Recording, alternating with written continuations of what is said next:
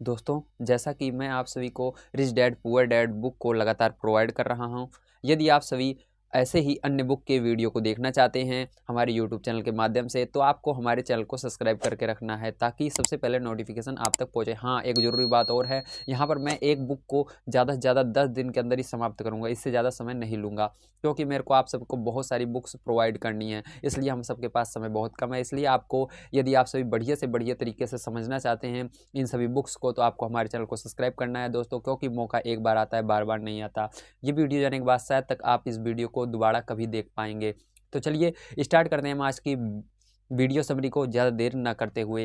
यदि आपने हमारे पिछले वाली वीडियो को नहीं देखा है तो डिस्क्रिप्शन में लिंक है, या आप हमारे चैनल पर क्लिक करके वहाँ पर देख सकते हैं। आइए देखते हैं पेज नंबर 41। और सबक शुरू हुआ। यहाँ पर देखिए क्या होता है, रॉबर्ट कियोसाकी का सबक शुरू होता है, उनका इम्तिहान चालू हो जाता है। मैं तुम्हें 1 घंटे के 10 सेंट दूंगा। 1956 की तनख्वाह के हिसाब से भी 10 सेंट प्रति घंटे का वेतन कम था। यहाँ पर ये शीर्षक है कि मैं तुम्हें 1 घंटे का 10 सेंट दूंगा। 1956 की तनख्वाह के हिसाब से 10 सेंट प्रति घंटे का वेतन बहुत कम है। ये क्या है, शीर्षक है, ठीक है। अब यहाँ पर देखिए आपका ये कहानी स्टार्ट होती है। ये कहानी ध्यान से सुनिएगा, एक प्रकार से कहानी की तरह है ये बुक, आपको बड़े ध्यान से सुनना है। यहाँ पर मैं वीडियो के माध्यम से आपको समझाने की पूरी कोशिश करूँगा। यदि कोई मिस्टेक रह जाए तो ज़रूर कमेंट सेक्शन में बताइएगा। माइकल और मैं सुबह 8 बजे उनके डैडी से मिले। यहाँ पर माइकल जो इनका फ्रेंड होता है रॉबर्ट कियोसाकी का, वो और ये दोनों इनके पिताजी से सुबह 8 बजे मिलते हैं। वे पहले से ही व्यस्त थे, इनके पिताजी पहले से ही काफ़ी ज़्यादा व्यस्त थे, बिजी थे, ठीक है। और उनके पास 1 घंटे से भी ज़्यादा का काम मौजूद था, और उनके पिताजी के पास अभी 1 घंटे से भी ज़्यादा का काम करना बाकी था, ठीक है। जब मैं उनके साधारण छोटे और साफ घर के सामने पहुंचा तो मैंने देखा कि उनका कंस्ट्रक्शन सुपरवाइजर अपने पिकअप ट्रक में वहाँ से जा रहा था। जब रॉबर्ट कियोसाकी यहाँ पर बताते हैं, जब मैं उनके साधारण मतलब छोटा सा घर था लेकिन ठीक था, वहाँ पर मैं पहुँचा तो देखा कि इनका जो कंस्ट्रक्शन सुपरवाइजर था वो अपनी पिकअप ट्रक, ठीक है, में कहीं पर जा रहा था। माइक मुझे दरवाजे पर ही मिल गया। अब इनका जो दोस्त रहता है माइक, वो कहाँ पर इनको मिल जाता है, वो इनको दरवाजे पर ही मिल जाता है, ठीक है। डैडी अभी फ़ोन पर हैं और उन्होंने कहा है कि हम लोग पीछे के पोर्च में उनका इंतज़ार करें। यहाँ पर बताता है माइकल इनको आकर के, जिसको हम माइक भी कहते हैं, माइकल भी कहते हैं, ठीक है, प्यार से रॉबर्ट कियोसाकी इनको माइकल कहते हैं और उस तरह माइक नाम है, ठीक है।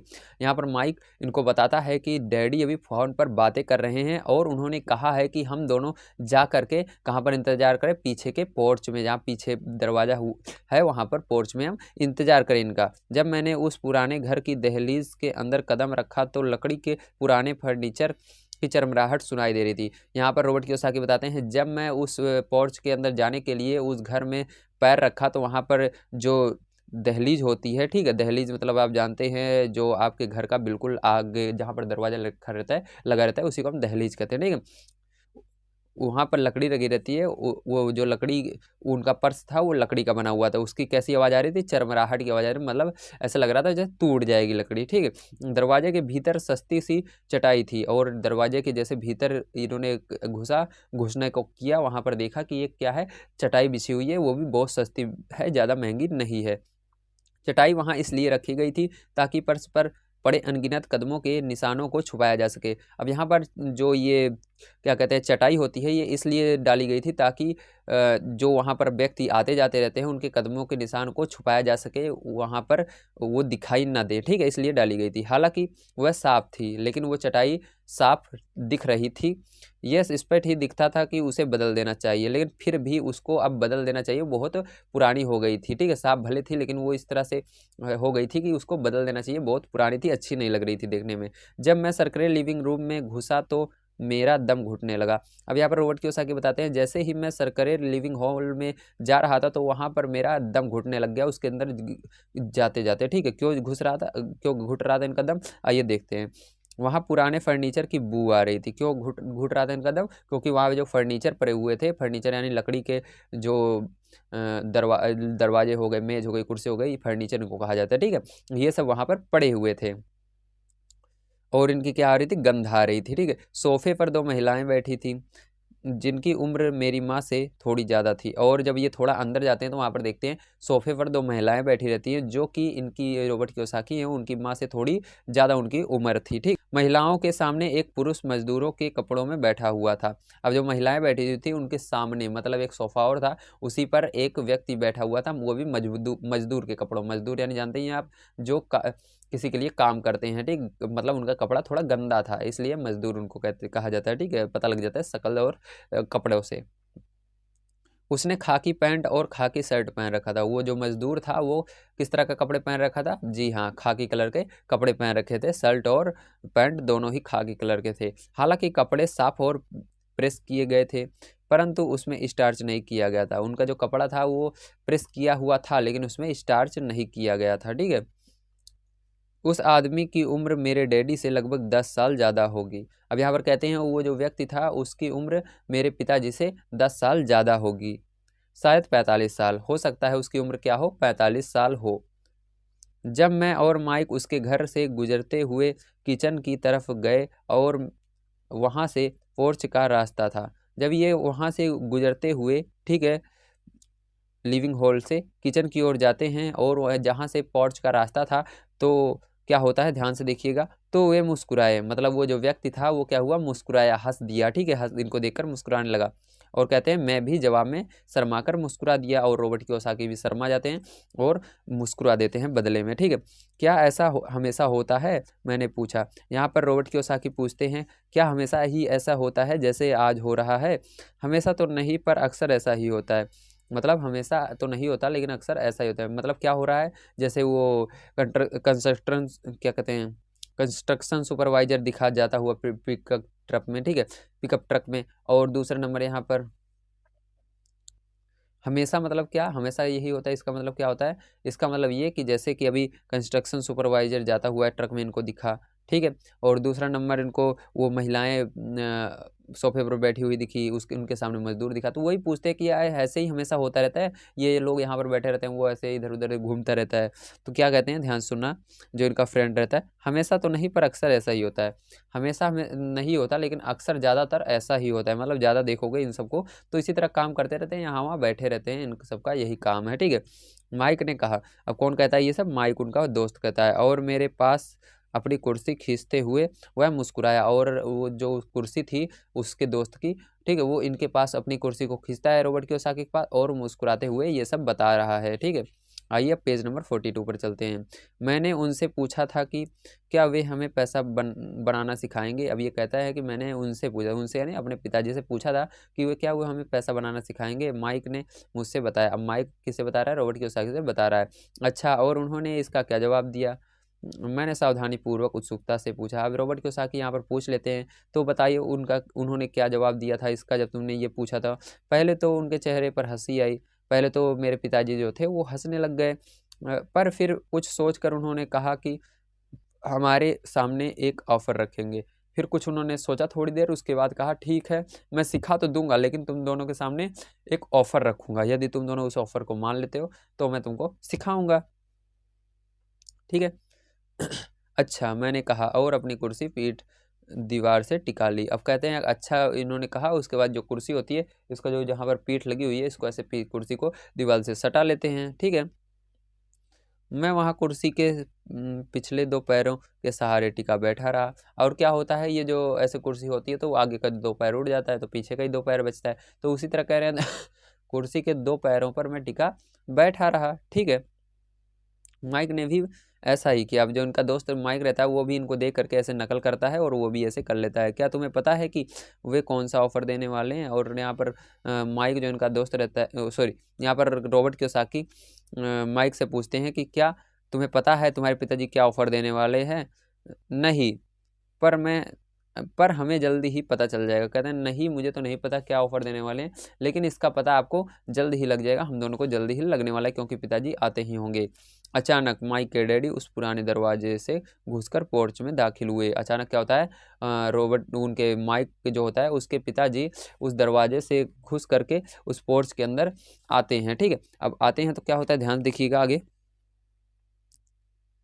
माइक और मैं अपने पैरों पर कूद गए। अब यहाँ पर माइक जो होता है और ये रोबर्ट कियोसाकी होते हैं अपने पैरों पर जल्दी कूद जाते हैं, मतलब कूद जाते हैं उस कुर्सी से, आदर के कारण नहीं बल्कि इसलिए कि हम चौंक गए थे। यहाँ पर ये उनका सम्मान नहीं कर रहे थे कि वो बड़े आदमी हैं इसलिए उनका सम्मान कर रहे हैं, नहीं, ये इसलिए कूद गए क्योंकि ये डर गए थे कौन आ गया, ठीक है, और चौंक गए। दोस्तों आइए आगे देखते हैं।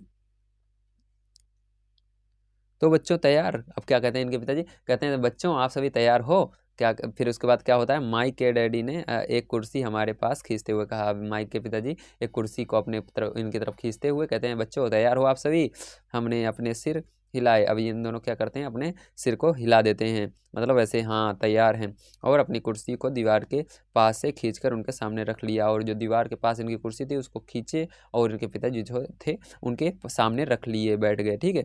वे एक विशाल शरीर के मालिक थे। इनके पिताजी, माइक के पिताजी बहुत विशाल शरीर, मतलब उनका शरीर बहुत हट्टा कट्टा कट्टे थे, ठीक है, उनका शरीर बना हुआ था और लंबे भी थे, लगभग 6 फीट ऊंचे। वो कितने ऊंचे थे, 6 फीट ऊंचे थे, और 200 पाउंडी वजनी, और उनका वजन 200 पाउंड था। मेरे डैडी इससे ऊंचे थे। अब कहते हैं मेरे डैडी इनसे भी ऊंचे थे, लगभग इसी वजन के, और उनका वजन सेम था। वे लगभग एक जैसी ही थी। कहते हैं वे दोनों शायद तक एक जैसे ही थे, हालांकि दोनों एक ही प्रजाति के नहीं थे, मतलब दोनों एक ही जाति के नहीं थे, अलग अलग जाति के थे। हो सकता है कि उनकी ऊर्जा एक सी रही हो। अगर हम मान लें कि उन दोनों की ऊर्जा, मतलब कार्य करने की क्षमता एक सी ही रही हो सकता है उन दोनों की क्षमता एक सी रही हो। यहाँ पर कह रहे हैं उनकी कार्य करने की क्षमता हो सकता है एक सी ही हो, ठीक है। माइक का कहना है कि तुम पैसा कमाना सीखना चाहते हो। अब देखो यहाँ पर क्या पूछते हैं इनके माइक के पिताजी, कहते हैं माइक ने बताया कि तुम पैसा कमाना सीखना चाहते हो, क्या ये सही है रॉबर्ट। कहते हैं क्या ये सच बात है रॉबर्ट, बताओ। मैंने तत्काल सहमति में अपना सिर हिलाया। अब रॉबर्ट कियोसाकी तुरंत ही अपना सिर हिला देते हैं, क्योंकि उनको बहुत बढ़िया मौका मिल गया था। अगर आज नहीं हिलाते सिर को तो वो कभी भी नहीं हिला पाते, ठीक है, इसलिए उन्होंने तुरंत हिला दिया। हालांकि मुझे थोड़ा सा डर लग रहा था। अब कहते हैं मैं डर रहा था, रॉबर्ट कियोसाकी, लेकिन फिर भी सिर को हिला दिया, ठीक है। दोस्तों रात ज़्यादा हो रही है इसलिए ज़्यादा नींद लग रही है, लेकिन वीडियो तो बनाना है दोस्तों आप सबके लिए, ठीक है, इसलिए नींद को भगाना है और वीडियो आप सबके लिए बनाना है, ठीक है। आइए आगे देखते हैं। सोने में क्या है आप सबके लिए बना दें, ठीक है, सोना तो वैसे भी है, वीडियो आप सबको देना मेरे को बहुत ज़रूरी है, ठीक है, क्योंकि इस बुक को हमको 7 दिन के अंदर ही ख़त्म करना है, बहुत ज़्यादा भी इसके अंदर पेज बचे हुए हैं, ठीक है, इसलिए मेरे को बहुत लंबे लंबे वीडियो आप सबके लिए बनाने हैं, आप सबको देखना है और हमारा सपोर्ट दोस्तों करना ही होगा, क्योंकि अगर आप सपोर्ट नहीं करेंगे तो कौन करेगा हमारा सपोर्ट, ठीक है, इसलिए आपको ही सपोर्ट करना होगा, ठीक है दोस्तों। आइए देखते हैं आगे। अच्छा ये मेरा ऑफ़र है। अब क्या कहते हैं, अच्छा तुम अगर पैसा कमाना सीखना ही चाहते हो तो मैं तुमको ऑफ़र भी दे ही देता हूँ। ये है मेरा ऑफ़र, मैं तुम्हें सिखाऊंगा, लेकिन मैं ऐसा क्लासरूम में नहीं सिखाऊंगा। कहते हैं अच्छा मेरा ऑफ़र ये रहा, मैं तुम्हें सिखाऊंगा पैसा कैसे कमाया जाता है, लेकिन मैं तुम्हें बैठा कर नहीं सिखाऊंगा जैसे क्लासरूम में सिखाया जाता है, ठीक है। अगर तुम मेरे लिए काम करोगे तो उसके बदले में मैं तुम्हें सिखाऊंगा। अगर तुम मेरे लिए काम करोगे, मेहनत करोगे तो मैं तुम्हें उसके बदले में सिखा दूंगा। तुम मेरे लिए काम नहीं करोगे तो मैं तुम्हें नहीं सिखाऊंगा। कहते हैं अगर तुम मेरे लिए काम नहीं करोगे तो मैं नहीं सिखाऊंगा, मेरे को क्या है, ठीक है, ऐसे कहते हैं। अगर तुम काम करते हो तो मैं तुम्हें ज़्यादा तेज़ी से सिखा सकता हूँ, और यदि तुम बढ़िया काम करते हो तो मैं तुम्हें ज़्यादा तेज़ी से सिखाऊंगा, ठीक है। और अगर तुम सिर्फ बैठकर मेरी बातें सुनते हो जैसा कि तुम लोग स्कूल में करते हो तो इससे मेरा समय बर्बाद होगा। कह रहे हैं अगर तुम लोग बैठ करके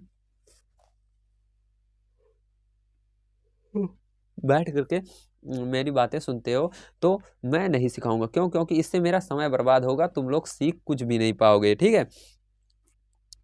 ये मेरा ऑफ़र है, इसे या तो मान लो या फिर लौट जाओ। अब पेज नंबर 43 पर देखिए, कहते हैं या तो इस ऑफ़र को तुम मान लो, तुम्हारे पास एक ऑप्शन है, या दूसरा ऑप्शन है तुम घर लौट जाओ, तुमको दोनों में से एक ऑप्शन को चुनना ही होगा। तो उसके बाद क्या होता है ध्यान देखिएगा।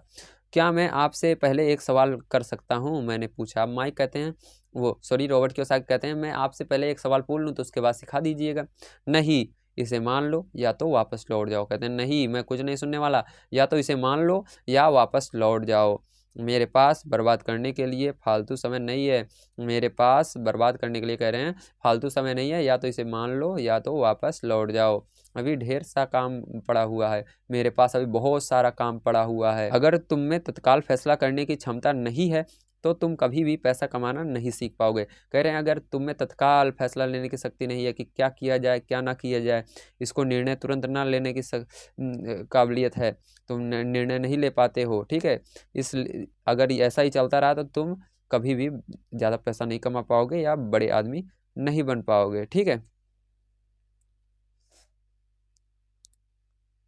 मौके आते हैं और चले जाते हैं। कह रहे हैं कि मौके एक बार आता है और चला जाता है। डिसीजन आपको लेना पड़ता है उस समय, या तो आप हाथ पे हाथ धर कर बैठे रहो या फिर कुछ कदम उठा लो करने के लिए और मौके को पहचानो और आगे बढ़ जाओ, ये कहा जा रहा है। इसीलिए तत्काल निर्णय लेने की क्षमता एक महत्वपूर्ण कला है। ये एक कला जरूर होनी चाहिए, तुरंत निर्णय लेने का। गलत निर्णय लो लेकिन निर्णय तुरंत लो, क्योंकि वो निर्णय सुधर सकता है, धीरे धीरे सुधर सकता है, लेकिन अगर निर्णय ही नहीं लोगे तो कभी भी तुम कुछ कर ही नहीं सकते, ठीक है। तुम सोचते ही रहोगे क्या करूं क्या ना करूं। इसलिए निर्णय पहले लेना सीखो, उसके बाद वो तो सुधर ही जाएगा आपके आगे, जैसे जैसे आप बढ़ते जाएंगे, जैसे जैसे आप जानने लगेंगे, ठीक है। अगले 10 सेकंड में या तो पढ़ाई शुरू हो जाएगी या फिर तुम हमेशा के लिए खत्म हो जाएगी, ठीक है। कहते हैं अगले 10 मिनट के अंदर, सॉरी अगले 10 सेकंड के अंदर या तो पढ़ाई शुरू हो जाएगी तुम्हारी, या तो ये हमेशा के लिए ख़त्म हो जाएगी। अब डिसीजन तुम्हें लेना है कि तुम हमेशा पढ़ना चाहते हो मेरे साथ मिल करके, या तुम हमेशा के लिए घर जाना चाहते हो अपने। माइक के डैडी ने चिढ़ाने वाली मुस्कुराहट के साथ कहा। वो मुस्कुराए लेकिन वो मुस्कुराहट खुशी नहीं दे रही थी, चिढ़ा रही थी, ऐसा लग रहा था जैसे कोई इनको चिढ़ा रहा हो, इस तरह से लग रहा था, ठीक है। मंजूर, मैंने कहा। अब कहते हैं को रॉबर्ट कियोसाकी, मंजूर है मुझे। मंजूर, माइक ने कहा। माइक भी कहते हैं मुझे भी मंजूर है। बहुत बढ़िया। आप इनके पिताजी क्या कहते हैं, बहुत बढ़िया। माइक के डैडी ने कहा 10 मिनट में मिसेज मार्टिन आ जाएंगी, और कहते हैं 10 मिनट बाद मिसेज मार्टिन आ जाएंगी। उनसे बातें करने के बाद मैं तुम्हें उनके साथ भेज दूंगा। कहते हैं 10 मिनट बाद मार्टिन क्या क्या कहते हैं मिसेज मार्टिन आ जाएंगी और उनसे मैं बातें थोड़ा सा कर लूँगा। उसके बाद मैं क्या करूँगा, तुम दोनों को उनके साथ भेज दूंगा और तुम लोग का काम शुरू हो जाएगा, और तुम लोग का काम वहाँ से स्टार्ट हो जाएगा, ठीक है। ये कह रहे हैं मैं तुम्हें हर घंटे के 10 सेंट दूंगा और तुम हर शनिवार 3 घंटे काम करोगे। कह रहे हैं हर दिन हर घंटे का मैं तुम्हें कितना रुपए दूंगा, 10 सेंट दूंगा, ठीक है। हर घंटे का 10 सेंट दूंगा और तुम्हें हर शनिवार को कितने घंटे काम करना है, यहाँ पर आकर 3 घंटे तक काम करना है, ठीक है। पर आज तो मेरा सॉफ्टवेयर का मैच है, मैंने पूछा। अब कहते हैं आज तो मेरा लेकिन सॉफ्टवेयर का मैच है, ठीक, ऐसा ये कह रहे हैं। कौन कह रहे हैं, रॉबर्ट कियोसाकी कह रहे हैं। माइक के डैडी ने अपनी आवाज़ को धीमा परंतु कड़क करके कहा। अब यहाँ पर माइक के जो पिताजी रहते हैं वो अपनी आवाज़ को क्या करते हैं, कड़क करते हैं। कड़क यानी चिल्लाने वाली आवाज़ में, लेकिन गंभीर हो जाते हैं और कहते हैं, क्या कहते हैं, या तो मान लो या फिर लौट जाओ। कहते हैं या तो मैंने जो कहा है उस चीज़ को मान लो या फिर हमेशा के लिए यहाँ से लौट जाओ, मैं नहीं जानता, ठीक है, ऐसे बोल रहे हैं। मान लिया, मैंने जवाब दिया। अब रॉबर्ट कियोसाकी यहाँ पर क्या होता है, मान लेते हैं, कहते हैं मैं मान लिया। सॉफ्ट बॉल खेलने के बजाय काम करने और सीखने का विकल्प बहुत अच्छा है और समझदारी भरा है। कह रहे हैं अब मान लिया अगर मैं बास्केटबॉल सॉफ्ट बॉल खेलता तो उससे क्या होता, किसी के चोट लग जाती या मेरे ही लग जाती और उससे कुछ नहीं होता, ठीक है, जल्दी। क्योंकि बहुत सारे लोग होते हैं जो बहुत ज़्यादा मेहनत करते हैं तब उनको लिए कुछ होता है। तो यहाँ पर कह रहे हैं कि अगर मैं बहुत सॉफ्ट बॉल मैच खेल ही लेता लेकिन उसके बजाय कोई मेरा उससे कोई फ़ायदा ही नहीं है तो क्या मतलब है, इसलिए मैंने समझदारी वाला विकल्प चुना। तो दोस्तों आज मैंने आप सभी को पेज नंबर 43 तक कंप्लीट करवा दिया है। यदि आप सभी को ये वीडियो पसंद आया हो दोस्तों तो प्लीज़ वीडियो को लाइक कीजिएगा और दोस्तों तक शेयर ज़रूर कीजिएगा, ताकि अगली वीडियो जब आप तक पहुँचे तो सबसे पहले नोटिफिकेशन जाए और आप सभी उसको आनंद ले सकें और अपनी लाइफ में कुछ परिवर्तन कर सकें। मिलते हैं कल की वीडियो में दोस्तों। वीडियो देखने के लिए आप सभी का धन्यवाद।